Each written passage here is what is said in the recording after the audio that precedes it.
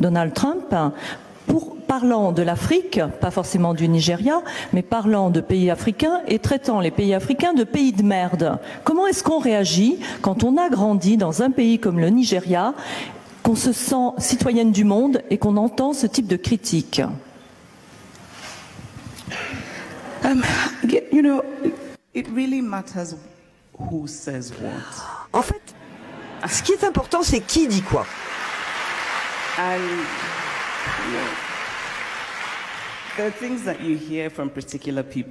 il y a des choses qui sont dites par certaines personnes et en fait, on s'en fiche. Parce qu'on sait que ça vient d'un vide sidéral.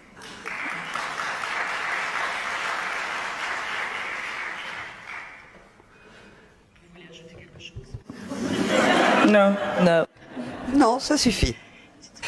Moi, j'aimerais que l'on parle d'autre chose. Par exemple, parlons des conditions en Afrique et du pourquoi ces conditions en Afrique. Ma question est la suivante. Est-il vrai que la France contrôle la politique monétaire de plus de 14 pays en Afrique? Est-ce que c'est vrai? Non, sérieusement. Sérieusement. Donc, c'est vrai.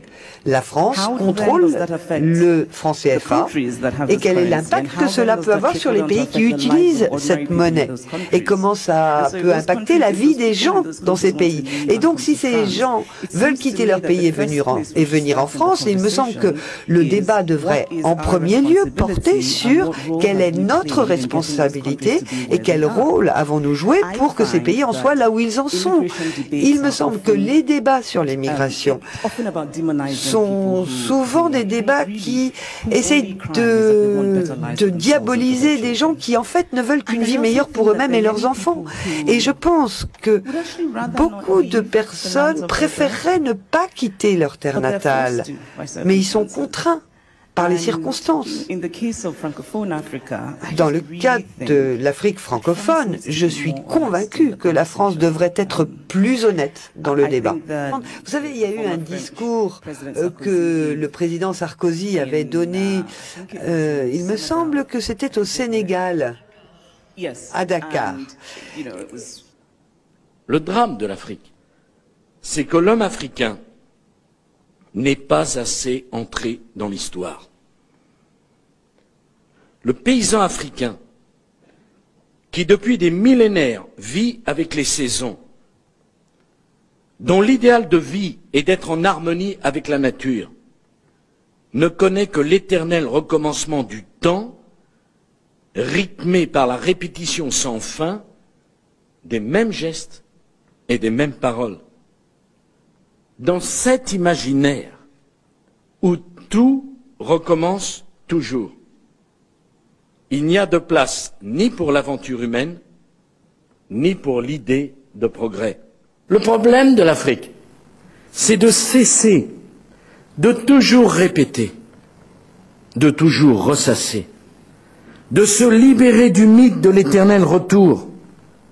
C'est de prendre conscience que l'âge d'or qu'elle ne cesse de regretter ne reviendra pas pour la raison qu'il n'a jamais existé. La civilisation musulmane, la chrétienté, la colonisation, au-delà des crimes et des fautes qui furent commises en leur nom et qui ne sont pas excusables, ont ouvert les cœurs et les mentalités africaines à l'universel et à l'histoire. Et c'était un discours très condescendant, mais là j'ai compris qu'il était impossible de parler du colonialisme, que le colonialisme n'avait strictement rien à voir avec ce qui se passe aujourd'hui, parce qu'après tout c'était il y a si longtemps qu'on ne peut pas demander aux fils de payer pour les péchés de leur père, et que d'ailleurs les colons avaient quand même construit des routes. Donc, la raison pour laquelle je parle du colonialisme, c'est qu'il va falloir commencer à penser à l'Afrique comme étant un continent sur lequel on puisse avoir des débats qui ne soient pas condescendants. Si je dis, imaginez que les nazis ont occupé la France pendant 4 ans. Et si je disais, oh ben, c'était pas si mal, c'était pas tout bon, mais il y avait des nazis qui étaient quand même sympas, ils avaient des bonnes intentions. Est-ce que ce serait une conversation qu'on pourrait avoir ici? Est-ce que ça pourrait être un débat?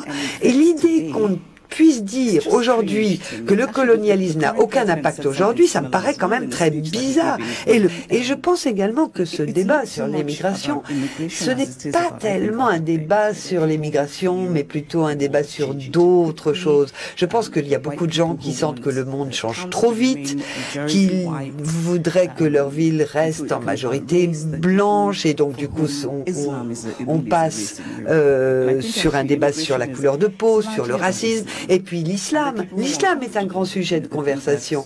Et il y a beaucoup de gens qui sont mal à l'aise parce que pour eux, l'islam, c'est le fondamentalisme. J'ai rencontré une amie française, noire, aujourd'hui.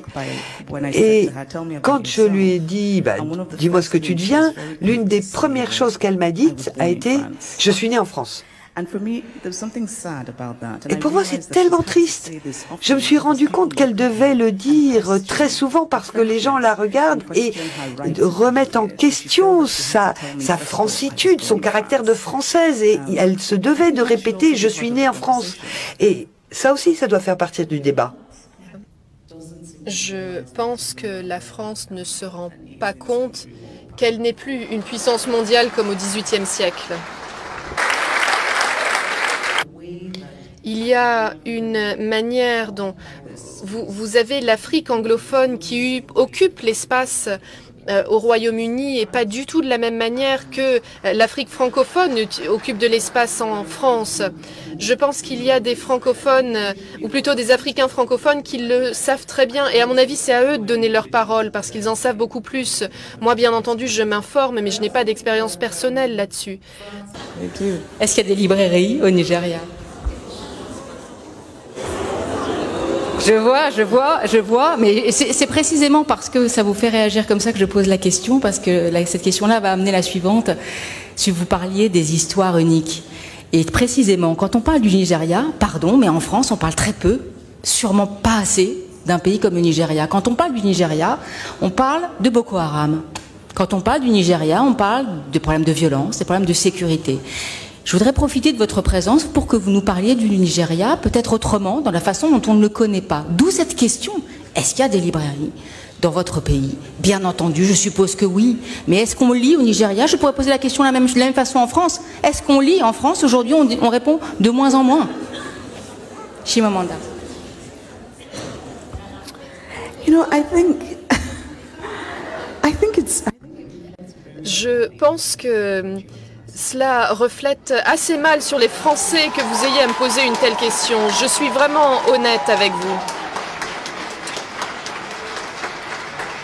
Cela donne une mauvaise image des Français. Mes livres sont lus au Nigeria. Ils sont étudiés dans les écoles, pas seulement au Nigeria, dans l'ensemble du continent africain aussi. Et cela me touche beaucoup parce que, bien entendu, je suis reconnaissante d'être lue partout dans le monde, mais le fait de savoir que je suis lue par les personnes qui sont les sujets de mes livres, c'est très important. Et vous savez, il y en a qui vont utiliser tout cela pour tirer des enseignements. Lorsque j'ai écrit L'autre moitié du soleil, je me rappelle très bien que mon premier événement avait lieu à Lagos. La salle était pleine et tout d'un coup, eh bien, c'est devenu des personnes qui ont commencé à débattre autour de l'histoire. Et vous savez, moi, j'ai pris un petit peu de retrait et je me suis rendu compte que ces gens échangeaient des mots, échangeaient des paroles et c'était la littérature qui avait permis tout cela. En raison de cette partie assez contestée de notre histoire, eh bien, les gens ont lu L'autre moitié du soleil et tout d'un coup, ils en parlaient. Ils n'étaient pas d'accord, mais ce qui était important, c'est qu'il y avait une conversation et cette conversation, elle a été déclenchée par la littérature. Et donc, je dois dire que j'étais pleine d'espoir autour de tout cela. Vous savez, si je devais naître à nouveau et recommencer ma vie, je souhaiterais avoir la vie que j'ai eue, venir d'Afrique, être née en Afrique. Mais je pense que dans les cercles littéraires, très souvent, il y a cette tendance à lire de la littérature africaine, des écrivains africains, non pas comme de la littérature, mais comme de l'anthropologie, pour essayer de s'expliquer quelque chose de natif, de primitif presque. Or, vous savez, en Afrique, eh bien, vous avez des hommes et des femmes qui souhaitent tout simplement exactement la même chose que tous les autres. Mais il faut toujours